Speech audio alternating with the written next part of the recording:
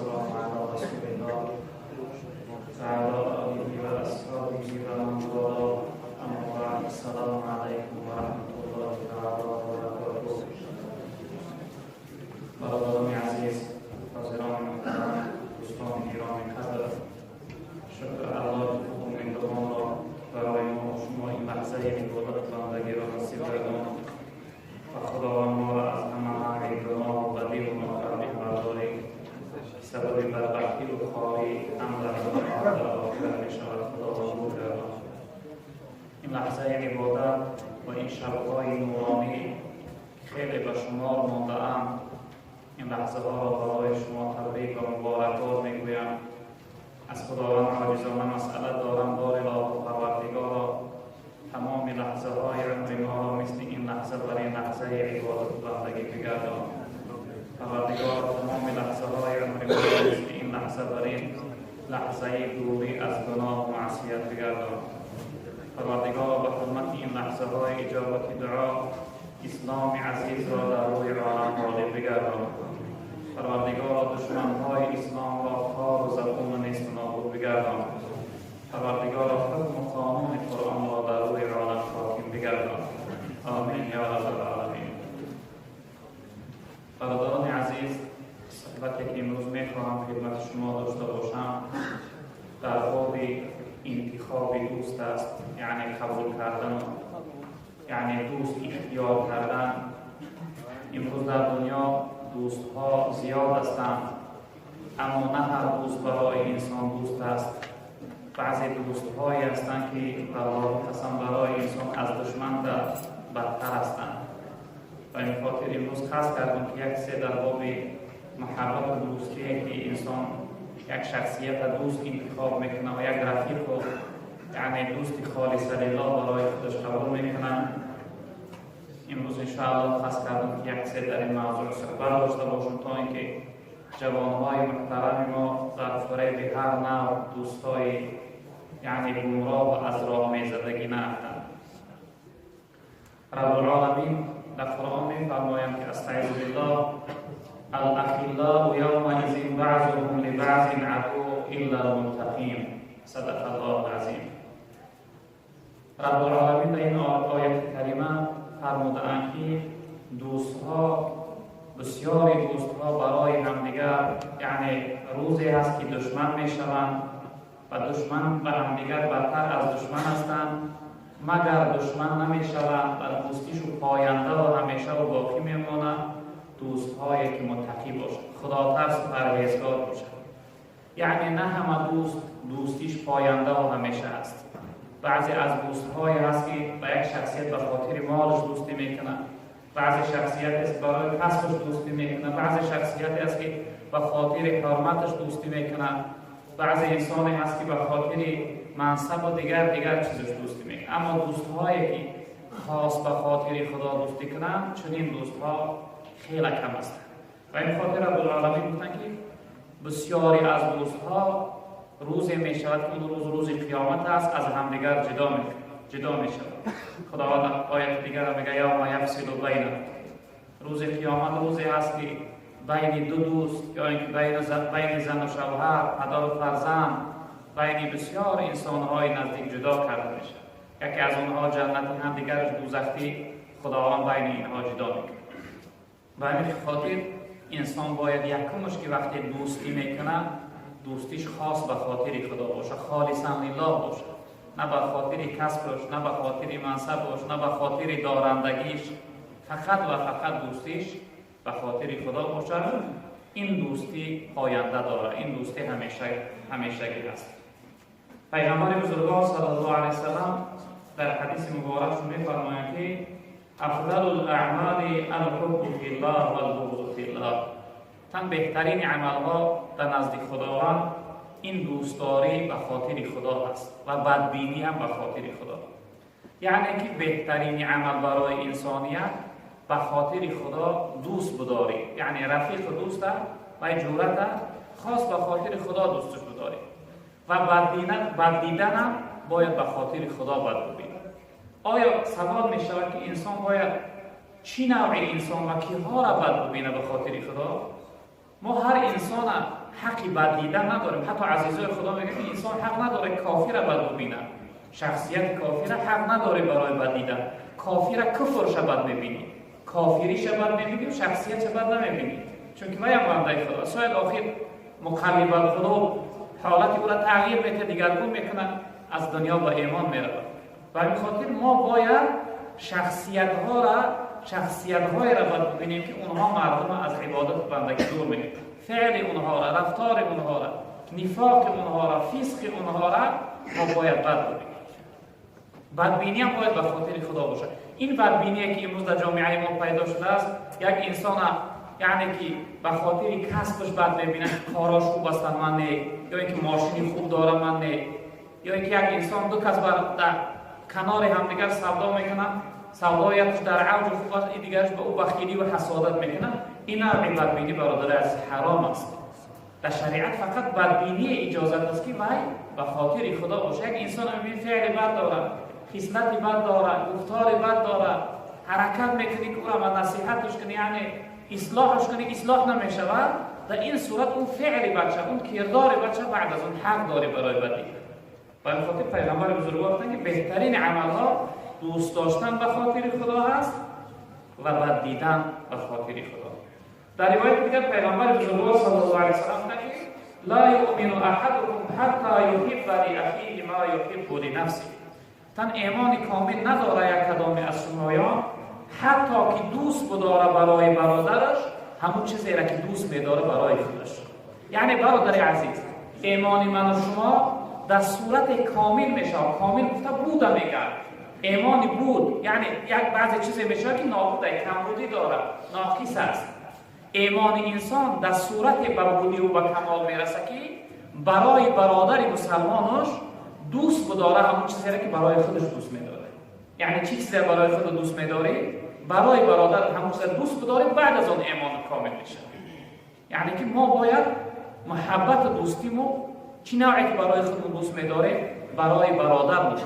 وایم بنده خدا است، برای برادر مسلمان و مؤمن هم باید دوست داریم. بعد از اون ایمان ما به کمال میرسه. رب العالمین در حدیث قدسی فرمودند که وجبت محبتی للمتحابین فیه والمتجالسین فیه والمتزاورین فیه والمتبازرین فیه. رب العالمین گفته که من دوستداری و محبت خود من برای دو شخصیت لازم میدانم، ضرور میدانم. یعنی که من دو جمله مردم، دو شخصیت دوست میدارم. اینها کی هستند که برادر عزیز؟ للمتحابین فیه. رب العالمین گفتن دو شخصیتی که به خاطر من همدیگرشون دوست میدارن. یعنی دو رفیق دوست که محبتشون فقط و فقط به خاطر خدا است، نه به خاطر درآمد، نه به خاطر کسب، نه به خاطر فایده و دیگر، فقط به خاطر خدا دوست میدارن. رب العالمین این دو شخصیت من دوست میدارم.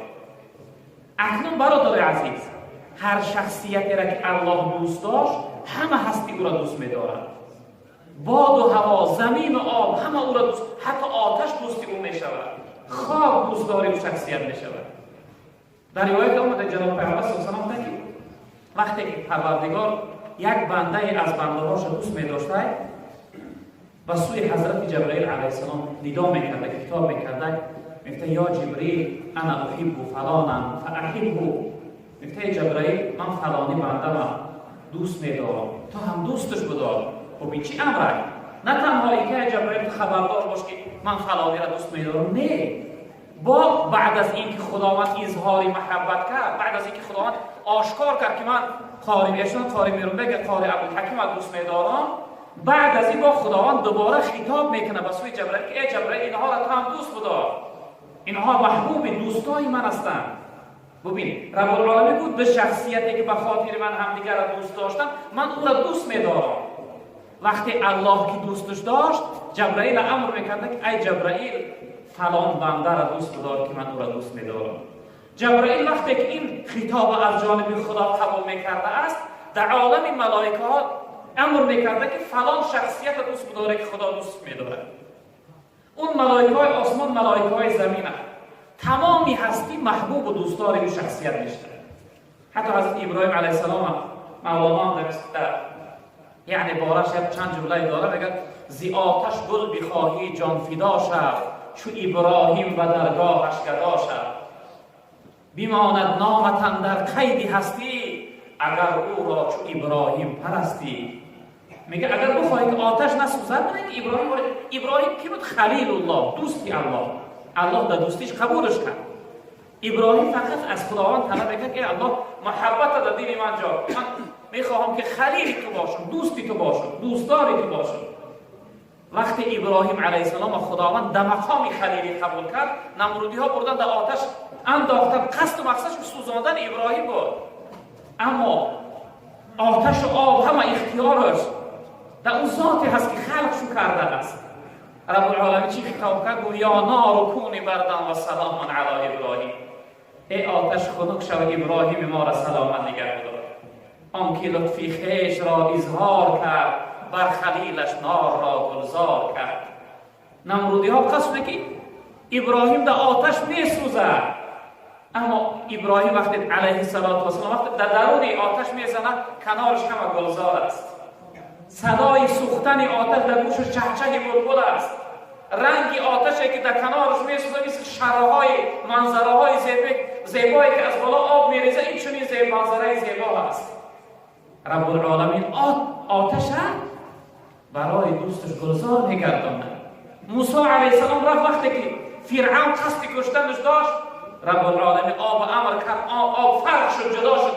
موسی علیه السلام در آمد و راش شد و گذشت از کفاش. وقتی فرعون آمد، فرعون غرق کرد. آب برای بعضی انسان دوست است، برای بعضی انسان دشمن است. بعضی دوستای خدا را وقتی در خاک میگذارند، خاک مثل گل برای تا قیامت اونها را نگه میدارد. اونها نمیپوسند، چون که ضرر رساندن خاک خداوند برای اونها حرام گردانده است. مثل گل برای زیبا نگاهش میکنند. یک دسته گل برای در قیامت در پروردگار میبخشند. میگن اون بنده ای هست که برای ما عمل داشتید، معن داشته بودی ضرر رساندنی.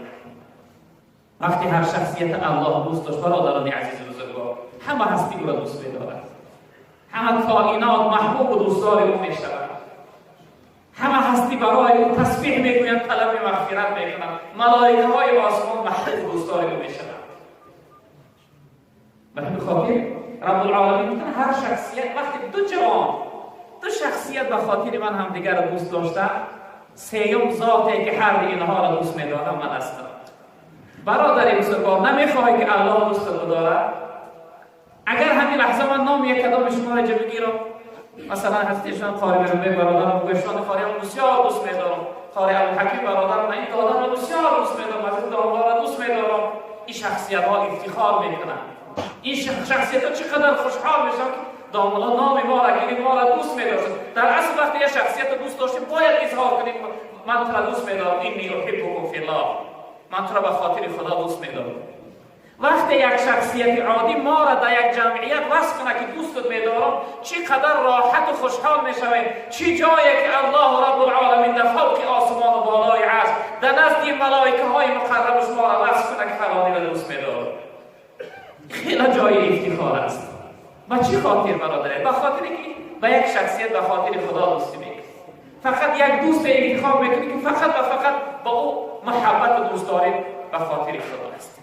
وقتی به خاطر خدا دوستی کردی، در اون شخصیت خیانت نمی‌کنی، در اون شخصیت دروغ نمی‌گویی، اون شخصیت فریب نمی‌کنی، در فکر ضرر و زیان این شخصیت نمی‌شوی. انسان وقتی دوست بداره، وقتی محبوب تا می‌بینی دلت گم می‌زنه، چقدر راحت و خرسند و خوشحال می‌شوی. اما شخصیت بعدش می‌بینی، وقتی می‌بینی چقدر ناراحت میشه، چقدر ناراحت میشه. و همین خاطر خداوند امر کرده، میگه وقتی دو بندم همدیگرشون رو به خاطر من دوست بدارن، من اونها را دوست می‌دارم. و دو شخصیتی که به خاطر من همنشینی میکنن، اونها را دوست می‌دارم. دو شخصیتی که به خاطر من همدیگر را زیارت میکنن، اونها را دوست می‌دارم. دو شخصیتی که به خاطر من همدیگر را بذل و بخشش میکنن، دستگیری میکنن. میبینه که یک دوستش در یک حالت قرضداری افتاده، در یک پیش بستی افتاده، با زانو زده، احتیاج به دستگیری داره. شخصیتی میخواد که دستش بگیره از حالت مشقت بیرونش براره. وقتی انسانی که از توانایی داره از دستش میآید، رفت این برادرش دست چه گرفت، قامتش بلند کرد، من نمیگذارم که ای دوستی بزرگوار تو با ظالم بزنی، محتاج باشی. عزیزای خدا میگه وقتی یگان دوست رو نزد اونها حاجت پرسی میآمد چقدر گریه میکردن. گفتم برای چی من یک بار از حال این دوستم خبر نگرفتم که ای دوستی بزرگوار چی حالت داری، آیا محتاج نباشی، یگان احتیاجی نداشته باشی. اینا چقدر زور آمد که به نزد من آمد.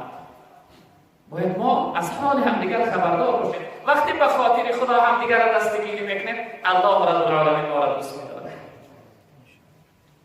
و رسول اکرم صلی الله علیه وسلم در روایت فرمودند که المرء علی دین خلیله فلینظر احدکم من یخالل.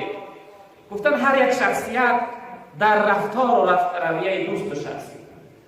دوست تأثیر زیاد در دوستش میرسونه برادران عزیز. ما یک مقاله تاجیکی هم داریم، با ما شینی ما شدی، با دک شینی سیاه شدی.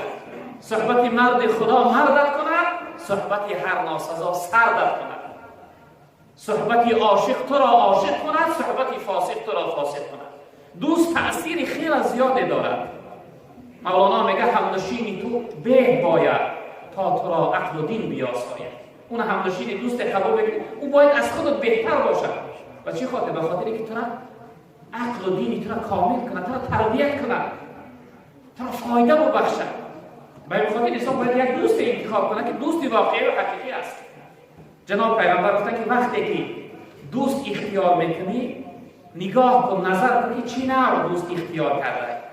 اون دوستی که زنگ میزنه میگه برو فلان بر میرویم، برو فلان طرفخانه میرویم، فلان جای فاحشه خانه میرویم، والله قسم باید دشمنی تو هست، باید دوستت نیست. فکر نکن رو جورای جانی تر وای تو را میدون چی فریاد و دعوت داره، میگه برادر جهنم رو ببرم، برادر از رحمت خدا محروم و بی‌نصیب بگردانم، برادر با بدبختی و خاری و عذاب دنیا و آخرت مبتلا بگردانم. دلالت همین داره برادر. کوی لحظه طرفخواه میره، عیش عشرت میره، پیش یک بیوه میره حرامی، دلالتش هم است که ابدی حیات بدبختانه و بی‌برکتانه میگذره و آخرت میسوزانی، آخرت ویرانه میکنه. تأثیر دوست 100% در انسان زیاد تأثیر میکنه. شیخ سعدی هم یک جمله داره میگه گلی خوشبوی روز، گلی خوشبوی در حمام روز رسید از دستی محبوب به دستم، بدو گفتم که مشکی یا عبیری که از بوی دلاویزی تو مستم، بگفتا من گلی ناچیز بودم ولیکن مدت با گل نشستم. میگه حضرت که روز یک جا یعنی گلی خوشبو در دست افتاد مشک است، که یک تمثیل مثالی برای ما. میگه گفتم که آیا تو مشک هستی، عنبر هستی، تو چی یعنی چی نوع گل هستی اینقدر بوی خوش داری؟ میگه جواب گفت واسه من که من یک گلی عادی هستم، یک عادی بودم، اما یک مدت به یک دوستی خوب نشستم، کمال او به من اثر کرد، خوشبویی او در جسم و بدن من چسبید، این بوی خوشی او است که برای من تأثیر کرده است. در اصل انسان همراهی انسان‌های صالح نشست داشته، از اونها نور میگیرد، از اونها فیض میگیرد، از اونها ادب و اخلاق میآموزد.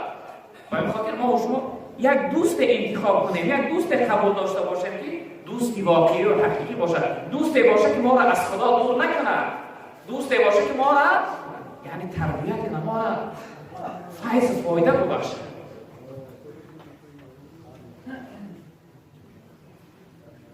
رسول اکرم صلی الله علیه وسلم در روایت دیگر فرمودند که والذی نفسی بیده لا تدخلوا الجنة حتى تؤمنوا ولا تؤمنوا حتى تحابوا اولا ادلكم على شيء اذا فعلتموه تحاببتم افشوا السلام بینکم. جناب پیغمبر گفتند قسم به حق خدایی که اختیار جانم در قدرتش است، قسم به حق خدایی که خلقم کرده است، شما داخل جنت شده نمیتوانید حتی که ایمان نیارید. یعنی شرط برای داخل شدن جنت ایمان است. ولا تؤمنوا حتی تحابوا، شما ایمان آورده نمیتوانید، یعنی ایمان را به کمال رسانده نمیتوانید حتی اینکه شما هم دیگرتون دوست ندارید. تا محبت و دوستی به خاطر خدا نداشته باشید ایمان شما به کمال نمیرسه. جناب پیامبر گفتند. بعد از اون حضرت گفتند که آیا من شما را دلالت نکنم به یک چیزی که وقتی اون چیز شما با جا بیاره در بین محبت پیدا میشه، همدیگر را دوست می‌داره. اهل اصحاب گفتن بله یا رسول الله، گفتن آره یا رسول الله، ما را دلالت کن چی چیز است که در بین ما محبت و دوستی برپا میکنه. جناب پیامبر گفتن افشوا السلام بینکم، تا سلام در بین همدیگر افشا کنید، آشکار کنید، همدیگر را بگید السلام علیکم. معناش این است گفتیم ای دوست برای شما من سلامتی را میخوام، سلامت، سربلند، سعادتمند، خوشبخت و خوشحال دنیا و آخرت باشی، درد و غم خاری را نبینی، رنج و ناراحتی را نبینی، همیشه خرسند و خوشحال باشی. چقدر این سخنی که در اون دوست تأثیر میکنه، چقدر دیدی و شاد میشود وقتی این سخن از زبان رسید. باید چی میگه؟ و علیکم السلام، برای شما این سلام. جناب پیغمبر گفتن وقتی سلام در بین تو آشکار کنی محبت پیدا بشه. ببینه برادر عزیز که در این روایت پیغمبر بزرگوار گفتن که اگر شما به خاطر خدا محبت و دوستی نداشته باشه ایمان که به کمال نمیرسه. یعنی ایمان که به کمال نرسه شما جنت داخل شده نمیتوانید. و این خاطر برای انسانیت شرط است که یک دوست خالص لله به خاطر خدا داشته باشه، یک شخصیت خاص به خاطر خدا دوست بداره. در روایت دیگر پیغمبر بزرگوار صلی الله علیه و سلم فرمودند المتحابون فی جلال لهم منابر من نور یغبطهم النبیون و الشهداء. پیغمبر بزرگوار گفتند حدیث قدسی در رب العالمین گفته که دو شخصیتی که به خاطر من در دنیا دوستی و محبت دارم، در روز قیامت این دو دوسته من در منبرها در تختهای نور میشینانم، همنشین یعنی همراهی انبیا و دوستای خدا و اونها را یک جای داخل جنت میگردم. حتی در روایت دیگر پیغمبر بزرگوار صلی الله علیه و سلم گفتند که این دو شخصیتی که به خاطر خدا دوستی میکنن در روز قیامت اینها را خدا به چنان عزت میداده، به چنان درجه و مرتبه میداده که اهل محشر وقتی میدیدن میپرسیدن، میگفتن که اینها آیا پیغمبرای خدا هستند، صدیقین، شهدا و صالحین هستند؟ میگه از جانب ملائکه جواب میومده، میگفتن نه، اینها نه پیغمبر هستند، نه شهید هستند، نه صالح هستند. بعد از اون میپرسیدن اینها که هستند؟ خداوند امروز اینقدر عزت شده است، اینقدر درجه بلند شده در تختهای نور نشسته هستند. از جانب ملائکه برای اینها جواب میشنه که میگفتن اینها دو شخصیتی هستند که در دنیا با خاطر خدا دوستی داشتند. امروز اگر ما با خاطر خدا محبت و دوستی داشته باشیم ان شاء الله رب العالمین که نه در دنیا بلکه در آخرت خداوند ما را جدا نمیگردونه. حتی در روایت هست جناب پیامبر صلی الله علیه و سلم که وقتی دو شخصیت با همدیگر محبت و دوستی دارند در دنیا، در روز قیامت یکی از اونها جنتی است، دیگرش دوزخی. به خاطر این جنتی بودن دوستش خداوند او دوزخیش هم میبخشیده گناهش رو، میگه برای شما در دنیا که یعنی جدا نبوده، همیشه یک جای بوده، این روز هم باشه برای در این جنت یک جای باشه. یعنی دوستی حقیقی دوست در قیامت شفاعت میکرده. و این خاطر ما باید دوستی حقیقی و دوستی یعنی واقعی باشه. اکنون در آخر یک حدیثی را که از محبت اهل اصحاب نسبت به پیغمبر بزرگوار صلی الله علیه و سلم بود، به نام ثوبان گفتنی شخصیت صحابه بود که اون شخصیت جناب پیغمبر را از حد زیاد دوست می داشت. دائما اون شخصیت همراهی و در کنار پیغمبر بزرگوار صلی الله علیه و سلم یعنی در محضر جناب پیغمبر بودن. روز حضرت ثوبان میگه نزد جناب پیغمبر داخل شدن، چهره و رنگی حضرت میگه تأخیر یافته که دگرگون شده بود و جناب پیغمبر نگاه کردن گفتن که ای ثوبان، گفتن این برای شما چی شده است؟ چهره شما، رنگ شما دگرگون شده است، یعنی ناراحت هستی، غمگین هستی. حضرت گفتن که یا رسول الله، گفتن من شما را از حد زیاد دوست می‌دارم، روزی که من شما را نبینم اون روز برای من خیلی بد میگذره، خیلی سخت میگذره، خیلی تلخ میگذره. من در خانه نشسته هستم، وقتی شما در فکر میزنه در حال از جا میخیزم و سوی شما روانه میشم. گفتن که یا رسول الله یک فکر من غمگین و ناراحت کرده است. پیغمبر بزرگوار گفتن چی هست اون فکر؟ حضرت گفتن که یا رسول الله این مرگ مردن حق است، منم یعنی بندگی میکنم، شما هم وفات میکنی از دنیا میروی، این معین است که شما وفات و بندگی کرده، خداوند شما در جنت خیلی درجه عالی و بلند خداوند جا میکنه.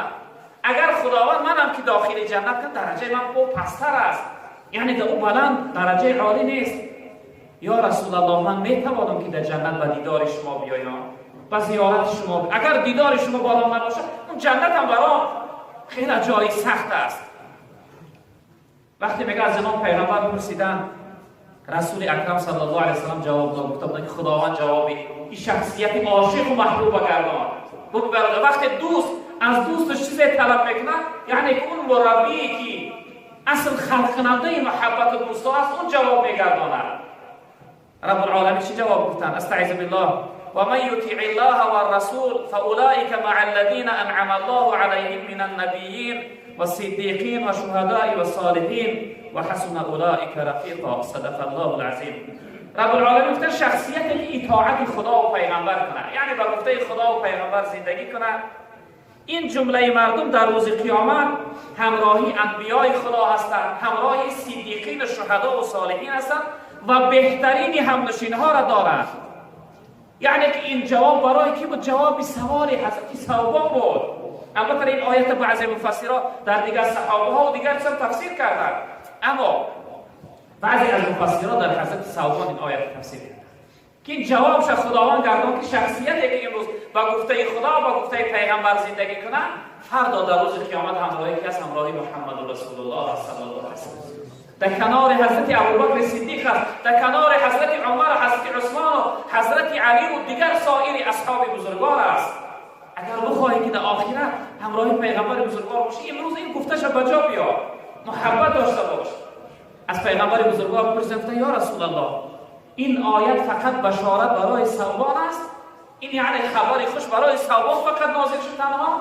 جناب پیغمبر گفتن برای تمام امت ها، برای تمام امت که من دوست می‌دارم این آیت در حق اون هم یعنی دلالت دارد. برادری عزیز بزرگوار این لحظه خط سنجش کن و سوی دلت نگاه کن، محبت جناب پیغمبر چقدر در دل جا است؟ آیا چقدر پیغمبر تو دوست می‌داری؟ پیغمبر بزرگوار گفتن انت مع من احببت. گفتن تو در روز قیامت همراه شخصیتی هستی که در دنیا دوستش می‌داشتی. اگر پیغمبر را دوست داشته باشی، دوستای خدا را دوست داشته باشی، یک دوستی صالح و یعنی انسان خوب را دوست داشته باشی، ان شاء الله که در آخرت خداوند شما را جدا نمیکنه. در آخرت همراهی اون دوست، حتی در روایت جناب پیغمبر گفتن که اگر دو شخصیت دوست با هم دیگر دوستی کنند، محبت داشته باشند، یکی از اونها از مشرق باشه و دیگرش از مغرب، یعنی از یک کنار دنیا باشه دیگرش از دیگر کنار دنیا، خداوند هر دو اینها را در جنت یک جا جا می‌کرده است، جداشون نمی‌کرده است. و همین خاطر ما و شما هم باشیم برادران عزیز بزرگوار، باید که محبت و دوستی و به خاطر خدا باشه. دیگر روایت ها هم هست که وقتی دو انسان به خاطر خدا دوست می‌دارند، همدیگر را دوست می‌دارند، اونها حلاوت ایمان پیدا میشه. حتی در روایت دیگر جناب پیغمبر گفتند که وقتی دو شخصیت به خاطر خدا همدیگر را دوست می‌دارند، خداوند را در روز قیامت در سایه رحمت و در سایه عرش جا می‌کنه، از رنج عذاب قیامت خلاص می‌گردد. و این خاطر ما و شما برادران عزیز بزرگوار حرکت داشته باشیم، این بدبینی و یعنی بدنیتی و بدفکری از دلها بیرون کنیم، در دلها محبت و دوستی همدیگر را جا کنیم تا اینکه خداوند بزرگوار ما را اهل محبت بگرداند، ما را این بدیها و بدبینی‌ها را از حیاتمون دور بگرداند. پروردگار بزرگوار برای جمعیت ما وقت سعادت دنیا و آخرت نصیب بگردان.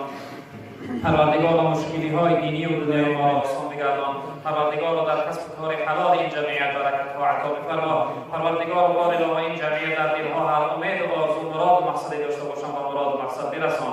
پروردگار هر چیزی که رضای تو دست برای جمعیت ما نصیب بگردان، از قهر غضب ما را در حفظ امان نگه بدار. پروردگار بار الهی اسلام عزیز ما را در روی عالم غالب بگردان. پروردگار دشمن‌های اسلام خار و زبون نیست و نابود بگردان. پروردگار حکم و قانون قرآن در روی عالم حاکم بگردان. پروردگار خاتمه